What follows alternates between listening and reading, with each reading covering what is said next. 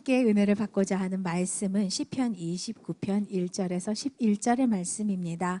여호와의 소리, 한 절씩 교독하며 주님의 음성에 귀 기울이길 원합니다. 제가 먼저 읽겠습니다.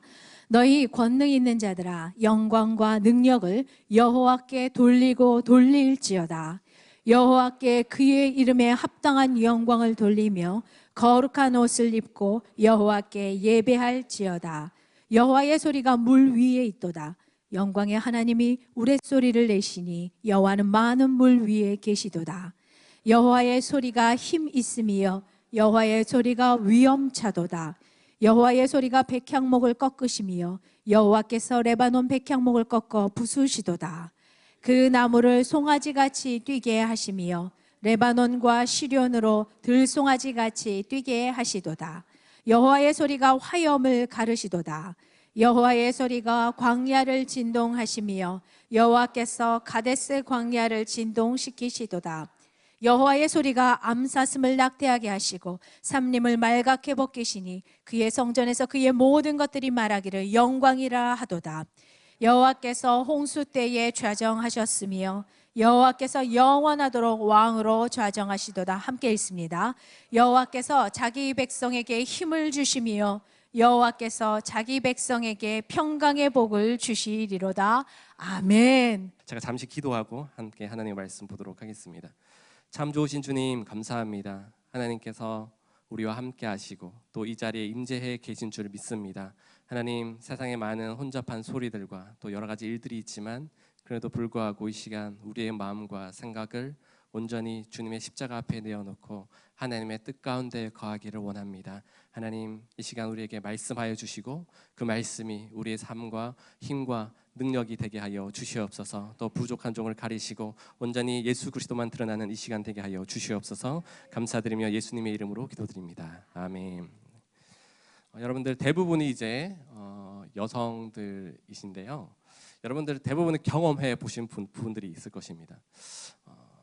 여러분들이 임신을 하게 되시면 또 태아가 가장 발달하게 되는 그 오감은 무엇일까요? 가장 먼저 발달하게 되는 부분. 네, 청력입니다. 네, 그 청력이 언제 시작되는지 아시나요? 출산한 지 좀 너무 오래 되셔가지고 기억이 안 나실 것 같은데 네, 죄송합니다.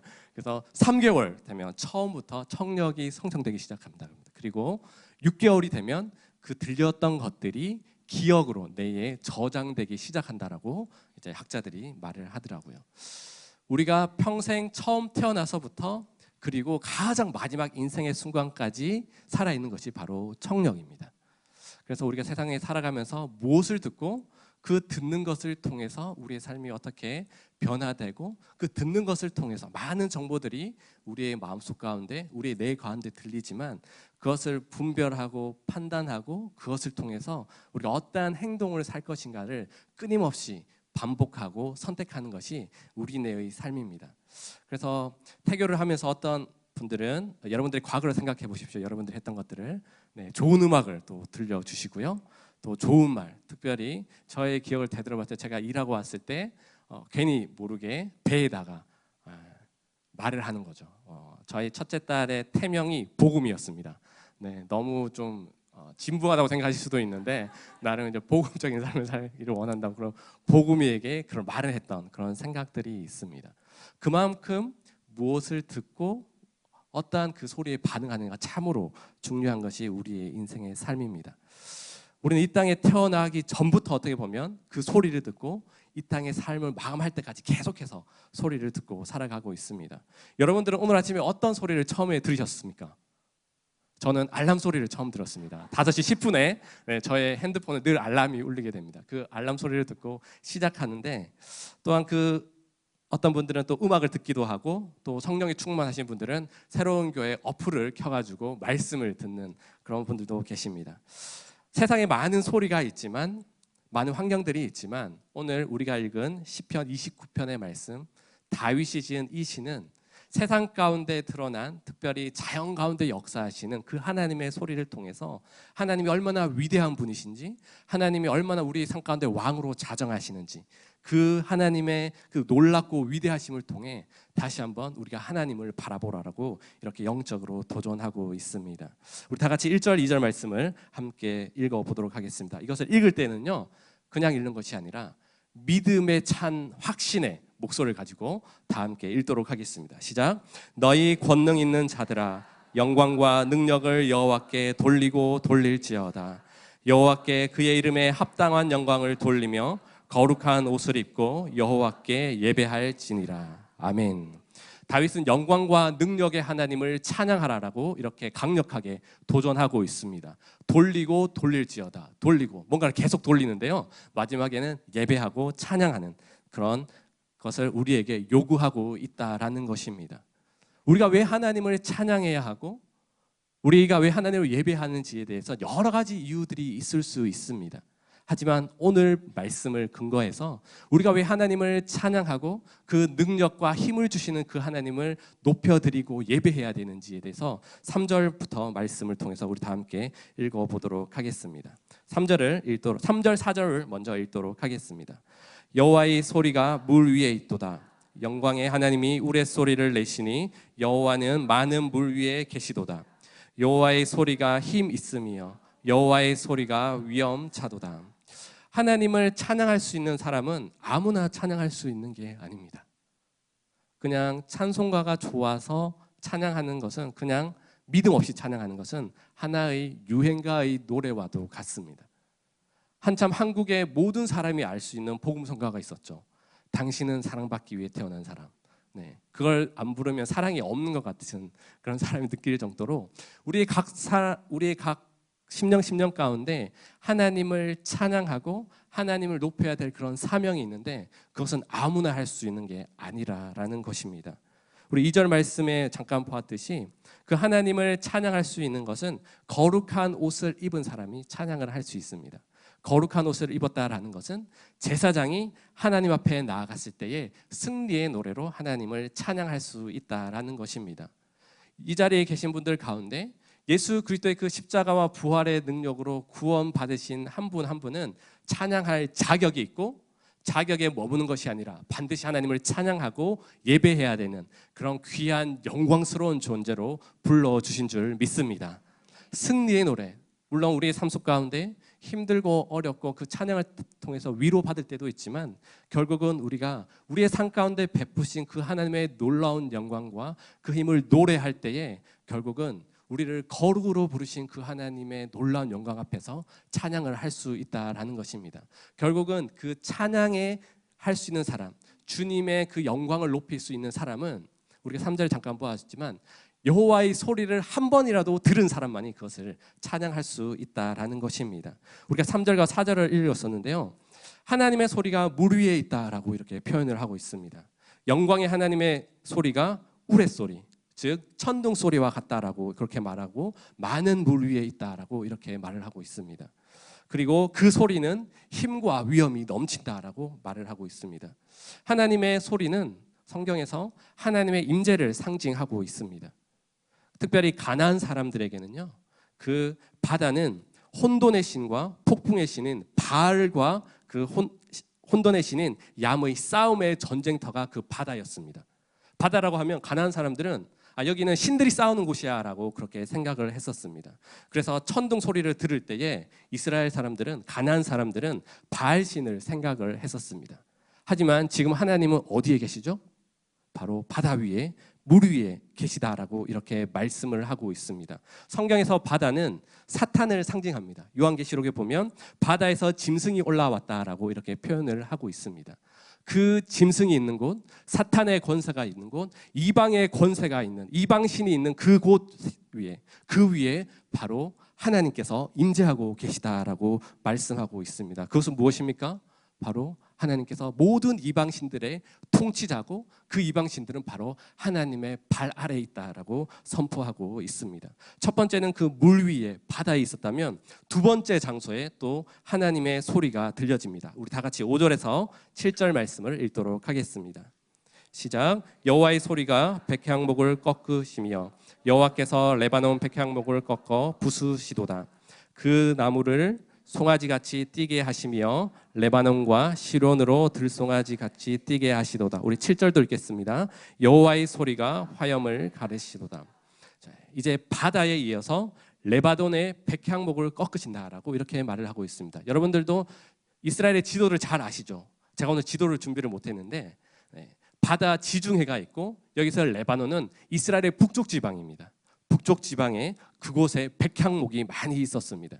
레바논과 시론에서 들송아지가 뛰게 한다. 특별히 여기 시론은 특정 지역인 헬몬산을 상징하고 있습니다. 헬몬산, 바로 그 당시 이스라엘의 북부 지방 가운데 가장 높았던 그런 산을 의미합니다. 그 산에는 아주 특별한 영적인 의미가 있었습니다. 왜냐하면 그 산은 신들에게 바쳐진 곳이라는 의미를 가지고 있습니다. 그래서 많은 신들이 그 헬몬산에 산다라고 그 당시 사람들은 믿고 있었고, 그래서 산을 향하여서 기도했던 사람들이 이 가나안 사람들이었습니다. 그곳에서 레바논의 백향목, 여러분도 잘 아시다시피 솔로몬이 성전을 지으면서 가장 우선적으로 삼았던 최고급의 목재가 바로 레바논의 백향목이었습니다. 이곳 가운데 이방신들이 가득하고 많은 사람들이 이방신을 섬기는 그 환경 속에서 하나님께서 여호와의 소리를 발하여서 백향목을 꺾으시고 그곳에 있는 들짐승을 뛰게 하신다라고 이렇게 말을 하고 있습니다.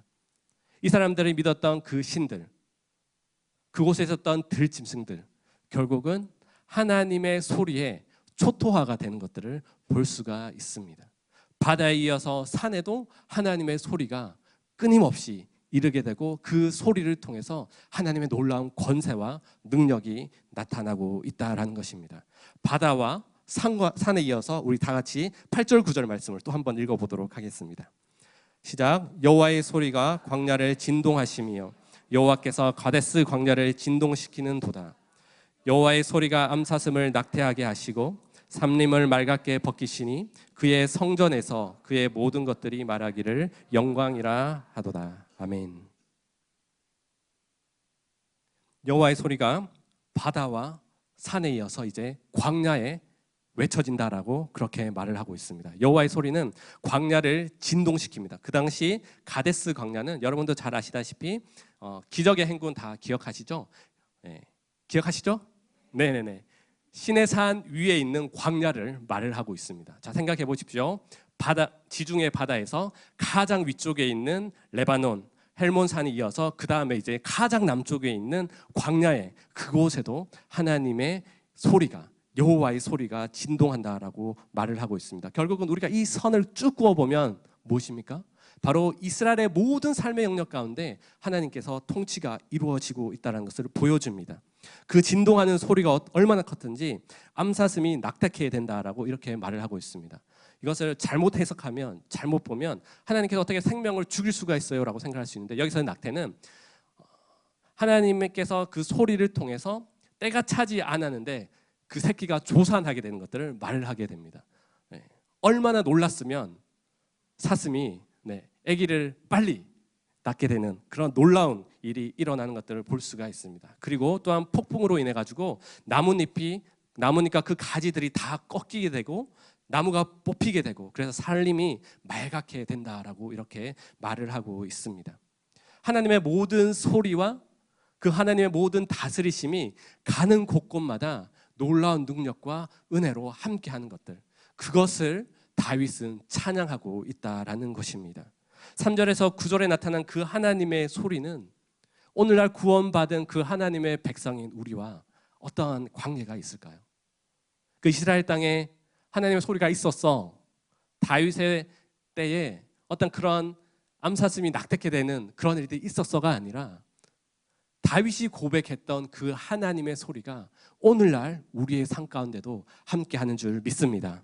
첫 번째로는요, 우리의 여호와의 소리에 대해서 몇 가지 살펴보는데, 첫 번째는 여호와의 소리는 우리의 삶의 모든 영역에서 이루어져야 할 부분이라는 것입니다. 우리의 모든 삶의 영역에서 들려져야 하는 것입니다. 다윗은 자연 현상을 보고 그 속에서 하나님의 뜻과 여호와의 소리를 발견하였습니다. 서두에 설명드렸듯이 이스라엘 모든 지경에 그 하나님의 소리와 영광이 나타났다라고 이렇게 말을 하고 있습니다. 하나님의 소리는 성전에만 갇혀 있는 것이 아닙니다. 하나님의 소리는 성막의 지성소에만 있었던 것이 아닙니다. 하나님의 소리는 오늘날 우리 새로운 교회 안에만 있는 것이 아닙니다. 살아계시고 역사하시는 하나님은 여전히 우리의 모든 삶의 영역 가운데 드러나시고 그 소리가 전파되기를 원하시는 것이 바로 하나님 아버지의 놀라운 뜻인 것입니다. 하나님의 소리, 오늘 본문에 말하면 이방신들이 가득하고 어떻게 보면 그들이 익숙했던 삶의 문화의 형태, 그리고 가장 좋았던 백향목, 레바논의 백향목, 그것은 그 어떤 것과 비교할 수 없는 가장 최고급의 것이었습니다. 그곳에도 여전히 하나님의 소리가 있고 그 하나님의 소리로 말미암아 그 모든 것들이 쓸모없게 되는 그 하나님의 놀라운 영광과 위대함을 우리가 발견하게 된다라는 것입니다.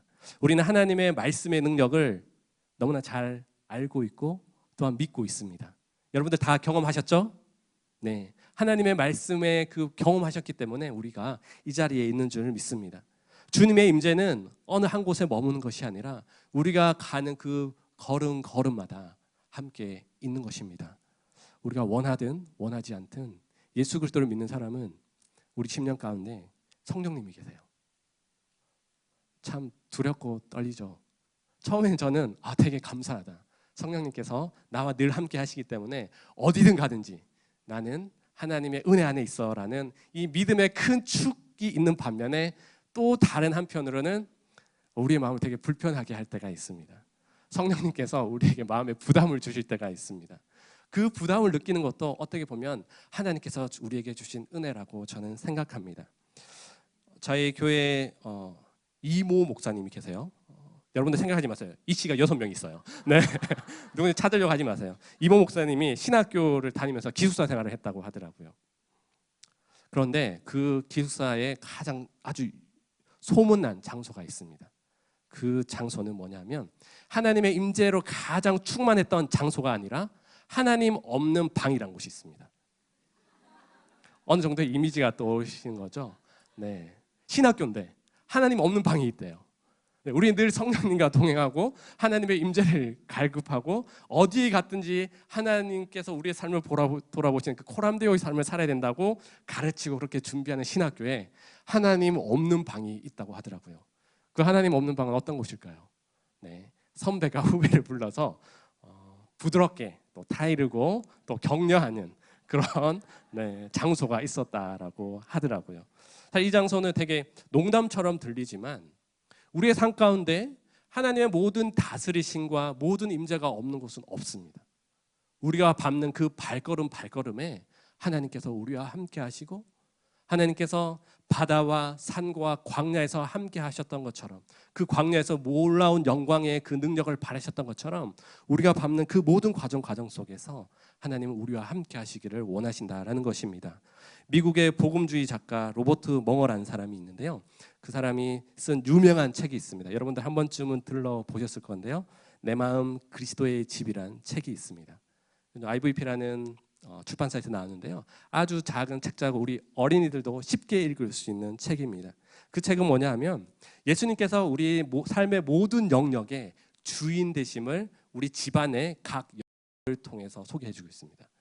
때로는 거실, 서재, 작업실, 때로는 다락방까지도 그 모든 각 집의 방마다 하나님께서 관여하시고 하나님께서 임재하시는 그런 놀라운 장소로 표현을 해주고 있습니다. 특별히 본문 중에 이러한 내용이 나옵니다. 잘 들어보십시오. 나는 이제껏 그리스도를 위해 나의 마음을 깨끗이 하고 그분께 쓸모있게 되기 위해 노력해왔지만 매우 힘들었어. 내가 어느 한 방을 청소하면 다른 방에 다시 먼지가 쌓이고 2층을 청소하기 시작하면 1층이 벌써 먼지 투성이가 되었어. 나는 정결한 마음과 순종의 삶을 계속 유지하느라 너무 피곤하고 지쳤어. 나는 그것을 감당할 수 없어. 그래서 나는 갑자기 이런 질문을 드렸습니다. 주님, 이 집 전체에 대한 책임을 당신이 지고서 그 벽장을 치우셨듯이 저를 위해서 이 집을 다스려 주실 수 없겠습니까? 제 마음을 바람직한 상태로 만들어 주시고 제 삶이 마땅히 설 곳에 서도록 하는 책임을 맡겨 주시지 않겠습니까? 라는 내용이 있습니다. 결국 이 내 마음 그리스도의 집이란 책의 마지막에는 그 집의 명의가 자기 걸로 되어 있었는데 결국은 그 명의를 하나님께 드리는 것으로 이제 마무리를 하게 됩니다. 여러분들의 삶의 영역 가운데 하나님을 참 잘 섬기고 주님과 친밀하게 지낼 수 있는 부분들이 있을 것입니다. 수요예배가 될 수도 있고요. 안타깝게도 방학을 했지만 여러분들이 순예배를 통해서 하나님의 은혜를 누린 그 장소도 있을 것입니다. 또 여러분들의 가정에서 하나님께서 주신 그 믿음과 사명을 가지고 여러분들의 자녀를 잘 양육하고 때로는 마음의 어려움을 겪었을 때도 있을 것입니다. 하지만 그 구석구석 모든 삶의 영역에서 하나님께서는 그 하나님의 소리를 바라기를 원하시고 그것을 우리가 듣기를 원하시고 그것을 듣는 것에 만족하는 것이 아니라 하나님의 소리로서의 삶을 또 다른 소리로서의 삶을 살기를 원하는 것이 바로 하나님의 뜻인 줄 압니다. 여러분들의 삶의 영역 가운데 하나님의 소리가 가장 잘 들리는 곳은 어디입니까? 언제 여러분들의 삶 가운데 그 여호와의 소리가 제일 잘 들리십니까? 또 반면에 여러분들이 어디 한 곳에 있었을 때 여호와의 소리가 전혀 들리지 않는 것처럼 느껴지는 곳은 어디에 계십니까? 좀 우리가 그 부분을 좀 생각했으면 좋겠습니다. 그냥 신앙생활하고 교회에 와서 분주하게 사역하고 왔다 갔다 하는 것이 아니라 그 순간순간 우리의 모든 삶의 영역 위에 하나님의 임재와 또 하나님의 소리로 나의 삶이 변하고 하나님의 은혜로 충만한 그 현장 아니 어떠한 삶의 부분을 주님께 내어드렸을 때에 오늘 그 공간을 여호와의 소리로 채우는 귀한 복된 하루가 되기를 주님의 이름으로 축복합니다. 저를 생각해 보았습니다. 제가 어디 한 장소에 가면 제 마음이 되게 불편해지는 시간이 있습니다. 어디냐 하면 몇 분들 동의하실 수 있는데요. 저는 차 안입니다. 저는 개인의 특성상 규칙을 어기거나 그렇다고 제가 뭐 규칙을 안 하는 게 아니라 규칙을 어기거나 틀에서 벗어나는 것들 상당히 불편해하는 스타일이에요. 여러분들 잘 아시다시피 교회에서 이제 양재 쪽으로 가다 보면 이제 사거리가 나오잖아요. KT 사거리가 나오는데 여러분들 다 머리로 그려지시죠? 제일 오른쪽 차선은 우회전만 하는 차선이에요. 거기에 우회전이 써 있어요. 예. 근데 사람들은 자꾸 직진하려고 양쪽에 서는 거예요. 저는 집에 가기 위해서 우회전을 해야 되는데, 네. 근데 자꾸 차들이 거기에 서더라고요. 그래서 그때마다 욕은 할 수 없고, 네. 저 사람들이 왜 저러지? 잠깐 마음에 분노가 생기는 거예요. 네. 그러면서도 교회 가깝기 때문에 조심해야지라는 생각을 하면서, 네, 마음을 진정시키고, 네. 제가 농담으로 말씀드렸지만 실제적으로 우리 삶의 각 영역마다 우리의 연약함이 드러날 때가 있습니다. 하나님께서 우리에게 성품을 주셨고 기질을 주셨는데 그것이 맞지 않을 때 하나님의 뜻과 하나님의 마음보다는 나의 생각과 나의 가치관이 먼저 튀어나와가지고 그것을 하나님과 전혀 상관없고 전혀 덕이 되지 않고 전혀 은혜가 되지 않는 우리의 삶의 영역들이 분명히 있을 것입니다. 하는 그 공간을 우리가 하루하루 여호와의 소리로 채워가길 주님의 이름으로 축복합니다. 두 번째는요, 여호와의 소리가 있는 것에 강력한 능력이 있습니다. 여호와의 소리는 그냥 소리로 끝나는 것이 아닙니다. 하나님의 소리가 들려지는 그곳에 하나님의 놀라운 기적과 능력이 나타나게 되는 것입니다. 그 여호와의 소리는 그냥 들려지는 것이 아니라 우리의 삶 가운데 체험되어지고 우리 삶 가운데 그것이 우리 삶의 역사가 되어서 간증되어지는 것이 바로 하나님의 소리로 우리 삶 가운데 채워져야 한다라는 것입니다. 세상 사람들이 다른 신을 섬기고 그것을 최고라고 합니다. 천둥의 신, 우레의 신, 바알 신을 많은 가나안 사람들, 심지어는 이스라엘 사람들도 섬겼습니다. 그리고 최고의 백향목을 가지고 그것을 최고라고 그 사람들을 생각했습니다. 그러나 하나님의 소리가 한번 바라면 세상의 것은 그냥 사라지고 전멸되는 것들을 우리가 볼 수가 있습니다. 많은 물은 바람과 번개, 우레, 바다 위에서 아주 강력한 힘과 폭풍을 가져다 옵니다. 우리 인간은 참으로 그 폭풍 앞에서 연약한 것들을 우리가 너무나 잘 압니다. 하지만 하나님의 소리가 있는 곳에는 그 하나님의 놀라운 능력이 전파되고 그 하나님의 뜻을 이루는 것들을 우리가 볼 수가 있다라는 것입니다. 특별히 우리의 삶 가운데 하나님의 소리로 때가 있습니다. 특별히 하나님의 소리를 처음 듣는, 이것이 하나님의 메시지야라고 딱 들었을 때 바로 그것은 주님 앞에 엎드릴 수 있는 시간이고, 처음 인생에 이것이 하나님의 소리야, 하나님의 부르심이야라고 듣는 그 순간은 어떻게 보면 우리가 주님 앞에 회심하는 그런 자리가 될 수도 있습니다. 여러분도 잘 아시다시피 우리의 마음이 얼마나 완악하고 공고하고 세상의 것을 좋아하고 따라갔던 사람들입니까? 그 하나님의 소리가, 여호와의 소리가 우리의 심령 가운데 박히니까요, 우리가 본문에 읽었던 백향목이 쪼개지고 그 수준을 떠나서 죽음이 생명으로 변하는 그런 놀라운 은혜가 우리에게 임한 줄 믿습니다. 그 예수 그리스도의 그 능력이 우리 가운데 오니까요, 우리의 영은 죽었지만 생명으로 바뀌게 되는 놀라운 능력이 우리 가운데 있다라는 것입니다. 말씀을 준비하면서 너무나 은혜가 되었습니다. 하나님의 능력은 다른 데 있는 게 아닙니다. 우리가 이 자리에 있는 것 자체가 기적이고, 세상을 너무 따라가고 싶죠. 여전히 우리 안에 따라가고 싶은 것이 너무나 많습니다. 하지만 우리의 자를 십자가 앞에 내어놓고 우리를 부르시고 구원하신 그 복음의 능력으로 우리가 하나님을 바라볼 수 있다는 그 놀라운 능력이 우리 안에 있는 것이 얼마나 감사하고, 여러분들을 봤을 때 이런 표현을 써서 죄송합니다. 참 사랑스럽습니다. 하나님께서 우리를 관건적으로 택하시고 불러주시고 그 하나님의 십자가 능력으로 하나님을 바라볼 수 있는, 죽음에서 생명으로 옮긴 그 능력이 우리 가운데 있다라는 그 놀라운 능력을 가진 자들이 우리라라는 사실입니다. 그 하나님의 소리를 들을 때에 결국은 우리의 영혼은 살아나게 된다라는 것입니다.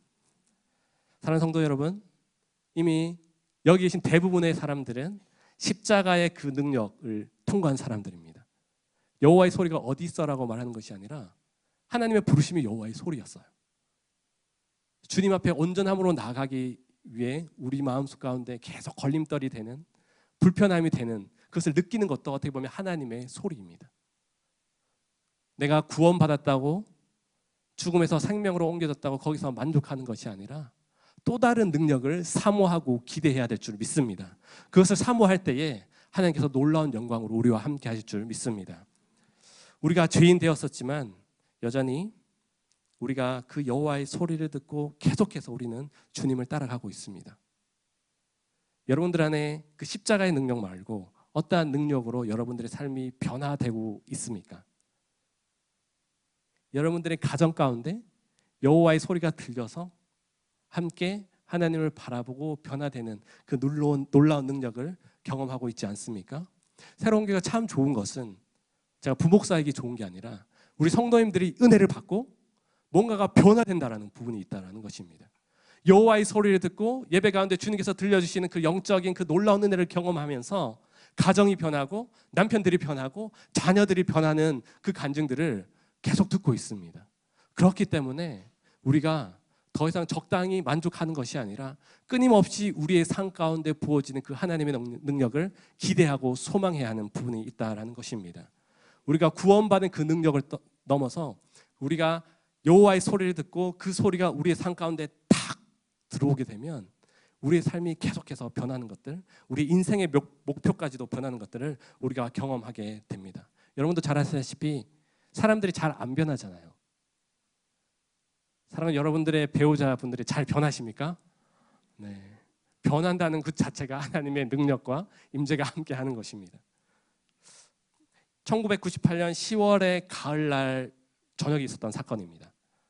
1998년 여러분들 뭐 하셨는지 잘 모르겠지만, 그때 한 형제가 저녁 예배를 드리고 있었어요. 저녁 예배를 드리고 또 거기에 저녁 예배를 드리면서 성가대도 같이 하면서 그 성가대의 자리에 앉아 있었습니다. 그날 그 목사님의 말씀이 뭐냐 하면 좁은 길로 들어가라라는 그런 마태복음 7장의 말씀을 전해 주셨습니다. 그 청년이 그 하나님의 말씀을 듣고 늘 평소와 같은 말씀이었지만 그 청년이 그 말씀을 듣고 심장이 요동치는 듯한 그런 경험을 했다라고 하더라고요.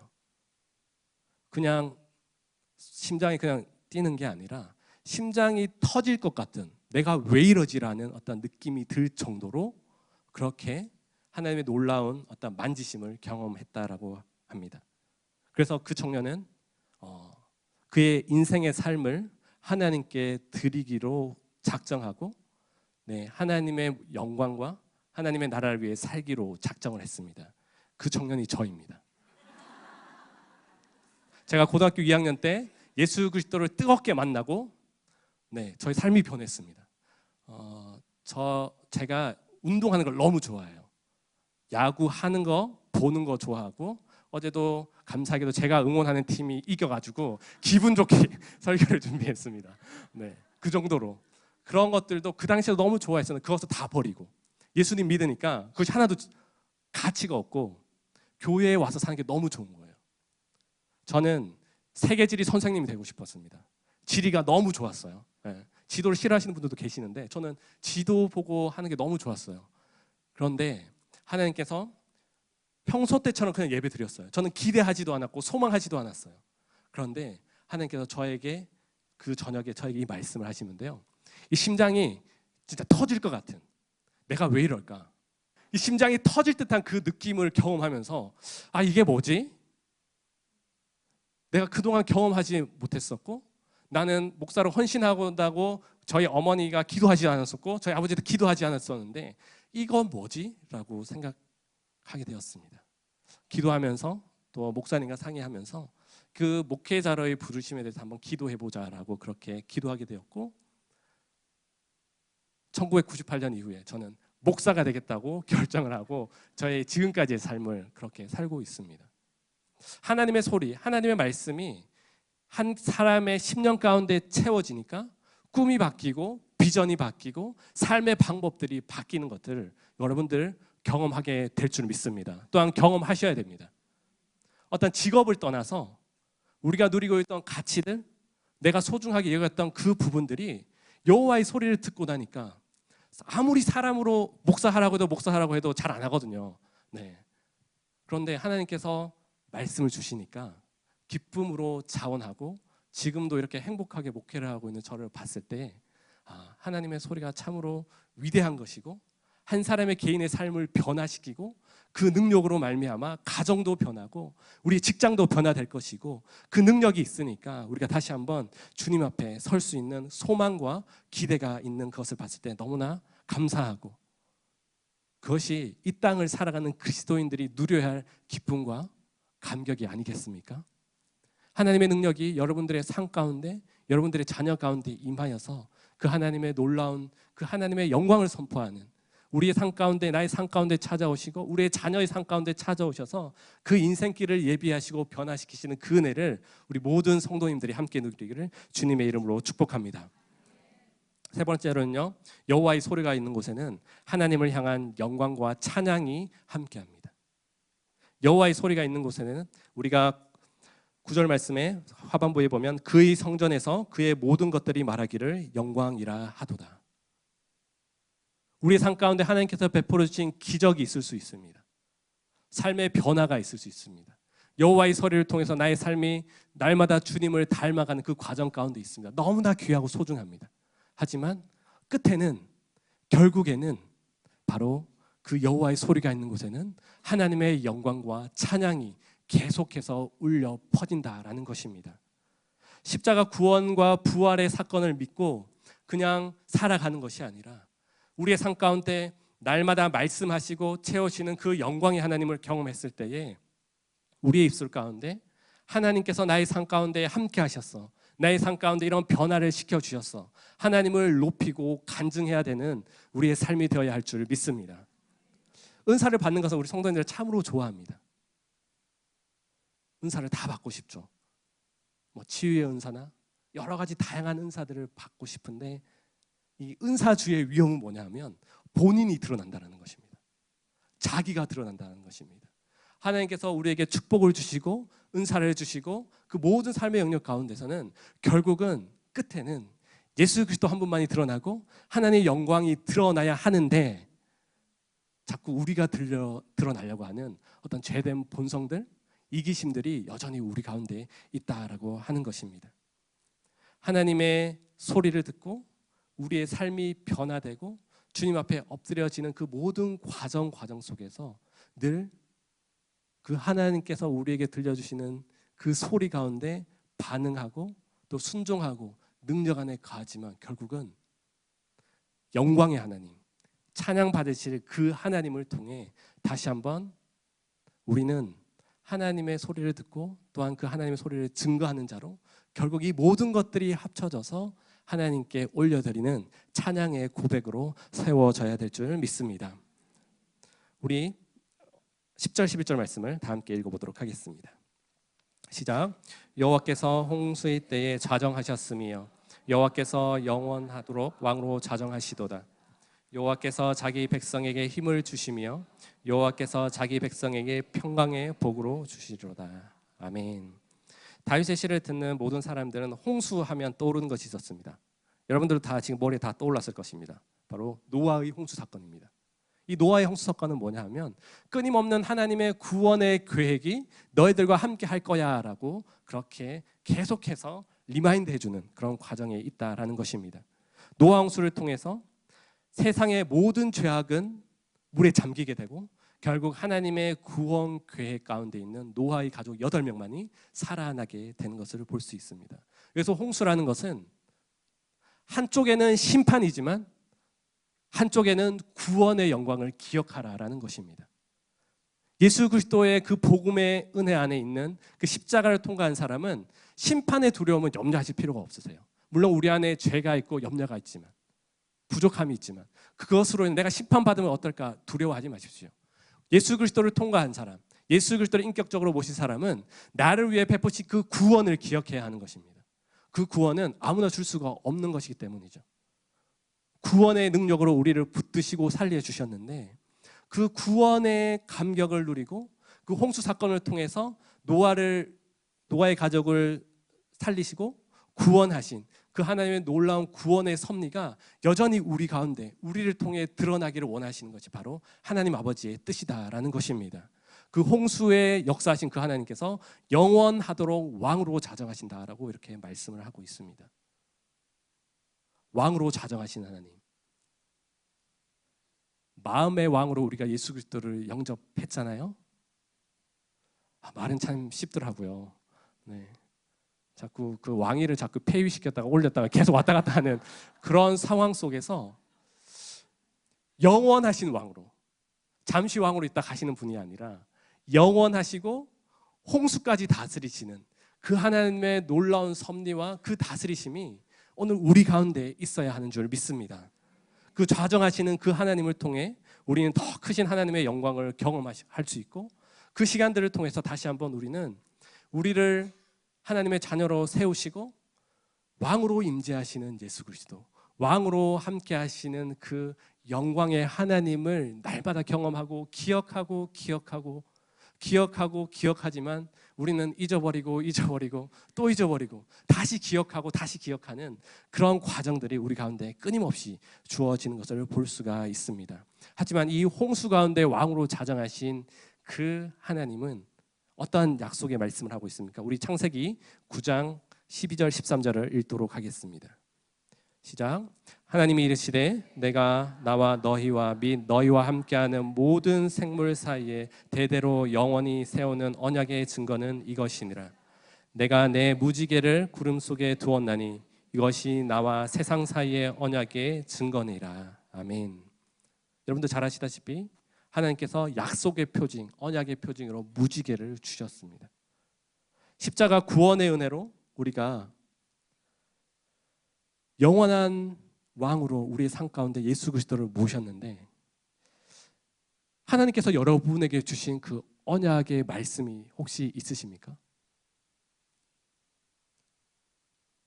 그 언약의 말씀이 우리를 이 땅의 삶을 다하는 그 순간까지 성화의 과정, 우리가 영화의 마지막 삶을 바라보며 나가는 그 과정까지 우리를 이끌어가는 놀라운 영적인 동기가 되기를 주님의 이름으로 축복합니다. 또한 그 십자가 사건을 통해서 노아의 시대에 여러분도 잘 아시다시피 죄가 간영했고 사람들의 마음엔 악이 가득했다라고 이렇게 말을 하고 있습니다. 여전히 오늘은 우리는 이러한 세대를 살아가고 있습니다. 하나님께서 우리를 구원하셨고 그 구원에 반응하는 우리의 삶에 대해서 조금 더 고민하고 또 주님 앞에 엎드리는 우리가 되어야 할 줄 믿습니다. 그러나 여러분도 잘 아시다시피 우리 혼자는 할 수 없잖아요. 우리 혼자 할 수 없습니다. 아무리 목사님의 목사님도 목사님 할아버지도 혼자 할 수 없습니다. 하지만 그것을 왕으로 자장하신 그 하나님을 우리가 함께 찬양하고 높이고 그것을 따라갈 수 있는 그 능력은 어디에서 오는지 우리 11절 말씀 다시 한번 믿음의 고백을 담아서 읽어보도록 하겠습니다. 시작. 여호와께서 자기 백성에게 힘을 주시며 여호와께서 자기 백성에게 평강의 복으로 주시리로다. 아멘. 이 약속의 말씀이 우리에게 얼마나 위로와 격려가 되는지 모릅니다. 신앙생활을 하기 쉽다고 말하시는 분, 신앙생활을 잘 몰라서 그런 것 같아요. 한 사람의 성도로 살아가기 위해서 우리가 얼마나 많은 것들을 포기하고 세상 가운데 죄와 싸워야 하는지 여러분들 그만큼 치열한 영적 전쟁을 지금도 싸우고 계신 줄 믿습니다. 하지만 하나님께서 자기 백성에게 힘을 주시며 여호와께서 자기 백성에게 평강을 주신다라고 이렇게 우리에게 도전하고 있습니다. 우리는 하나님의 사람들입니다. 우리 좌우에 계신 분들께 이렇게 인사하도록 하겠습니다. 당신은 하나님의 사람입니다.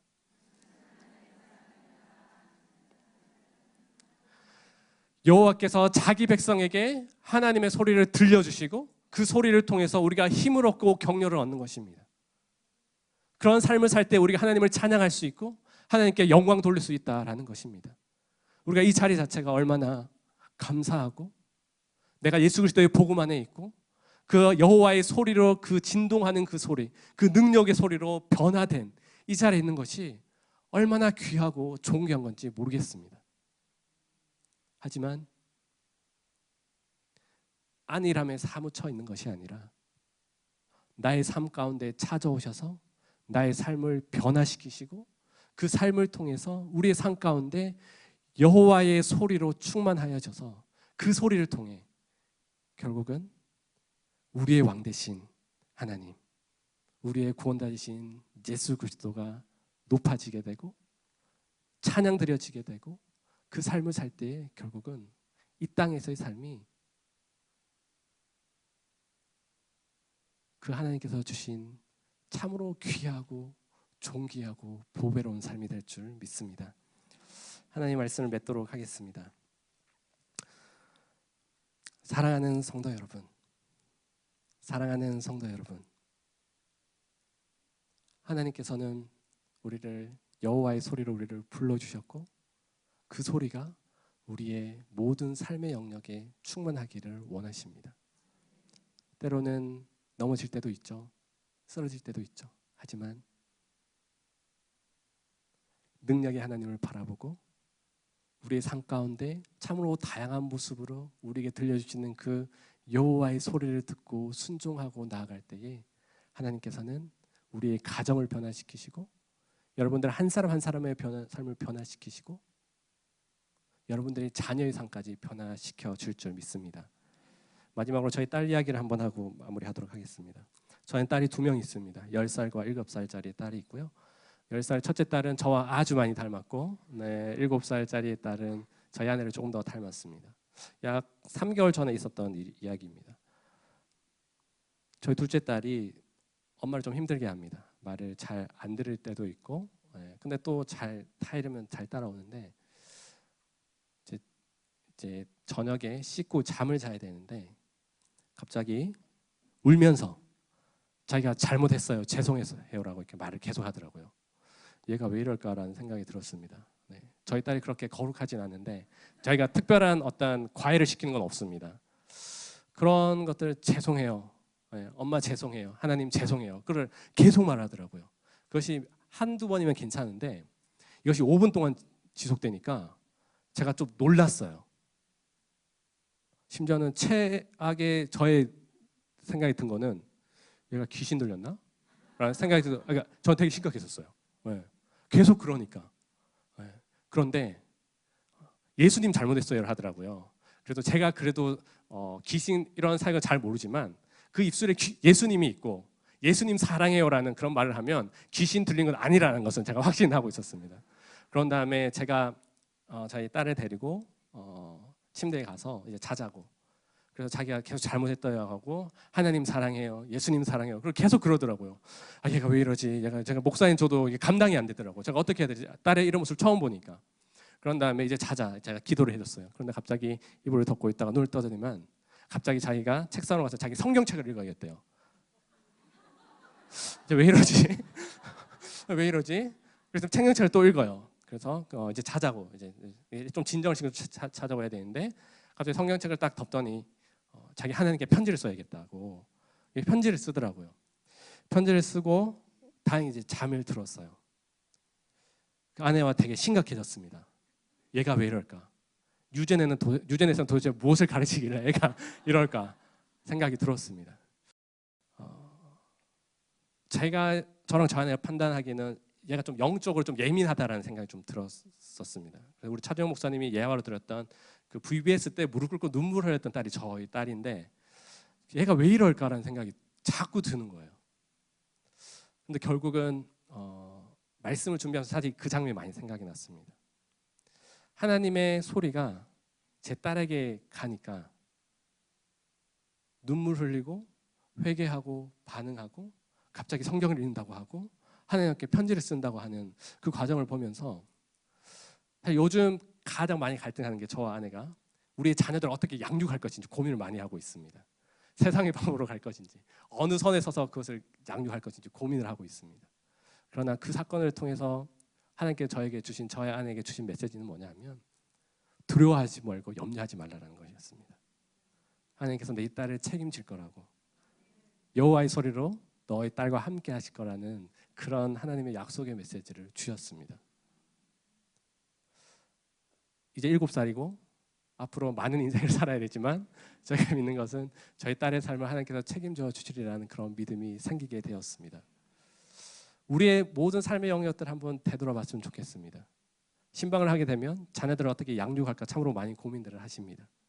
여러분들의 가정을 어떻게 믿음의 남편들을 세울 것인가 고민을 많이 하고 계십니다. 하지만 여호와의 소리가 여러분들 가정에 임할 때에 하나님께서 놀라운 능력으로 함께 하시고 여러분들 가정 가운데 감사와 찬양으로 충만한 그런 가정으로 세워가게 될 줄 믿습니다.